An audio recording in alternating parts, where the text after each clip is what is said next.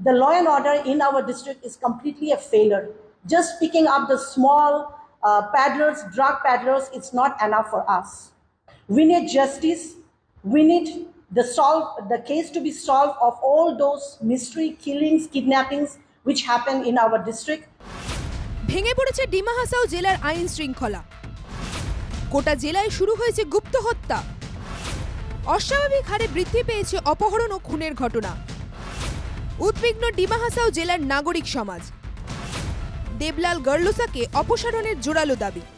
জুলাইৰ 15 তাৰিখৰ ভিতৰত যদি এইটো প্ৰব্লেম যদি সলভ নহয় তো আমালোকে টোটালি ৰিজাইন দি দিব। দেবলাল অকলেই থাকিব বিজেপিত, ই অকলে বিজেপিত ভোট দিব। অভিযোগ 2016 থেকে এখনো পর্যন্ত ঘটেছে 17টি অপহরণ ও খুনের ঘটনা। একটিও খুনের ঘটনার তদন্ত শেষ করতে পারেনি পুলিশ। রাজনৈতিক মদতে অপরাধীরা মুক্ত আকাশের তলায়। जो क्राइम करता है, जो दोषी है, उनका ऊपर जो होना है वो चीज अच्छी तरीके से नहीं हो रहा है।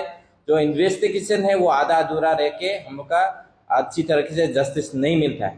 तो इसी के वजह से आज जो इतना बड़ा बड़ा क्राइम करने के लिए जो सोचता है उनका मन में हमारे लॉ एंड ऑर्डर के लिए कुछ डर का माहौल नहीं है।